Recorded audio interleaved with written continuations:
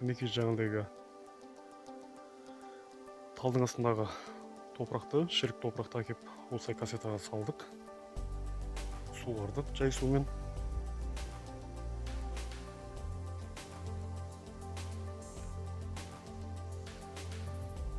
Намы жақсы.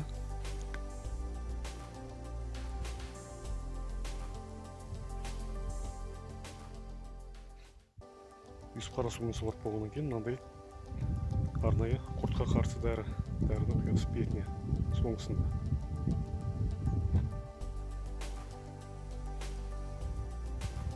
Мінекей дәрі суымызды айтқан дәрі суымызды құйып қойдық бетіне. Бүгін біз екі түрлі сорт егетін боламыз. Екеуі гибрид сорттар. Кішкене суға жібітіп алдық. Жібітпей ексеңіз де болады, жалпы жібітсеңіз тезірек шығатын болады да. Екі түрлі сорт, екі түрлі компаниянікі жаңа сорттар. Әлі екі көрмеген бұны. Бұны енді сынақтан өткізу үшін егіп жатыр. Жалпы көлемі биыл 7 түрлі гибрид сорттар егіп отыр. 7 түрлі сорт. Қайсысы жақсы болады, күздікке, күзде екінші өнімді соны егетін боламыз. Егіп біттік, Алла қаласа.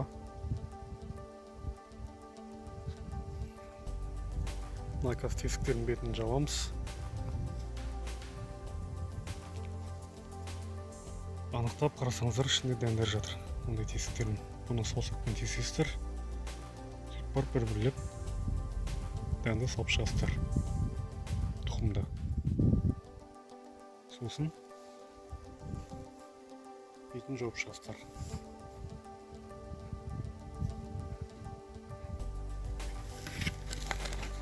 Мінекей.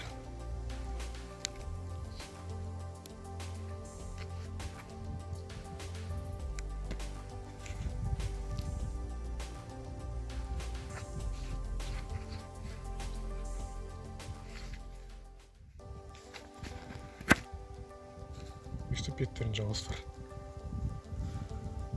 Бұны бетін жауып болғаннан кейін кішкене суға жіберсеңіздер де болады. Мынандай лейка деген су ешікпен.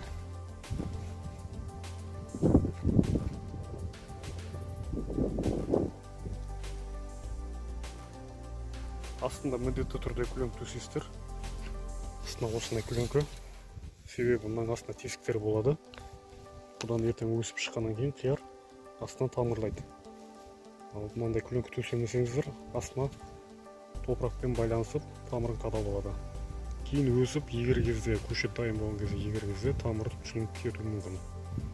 Сондықтан міндетті түрде астына көлеңке төсейсіздер. Егіп болған соң осылай сым қойып, осындай кішкене арқа сым қойып, төбесін көлеңкемен жабасыздар.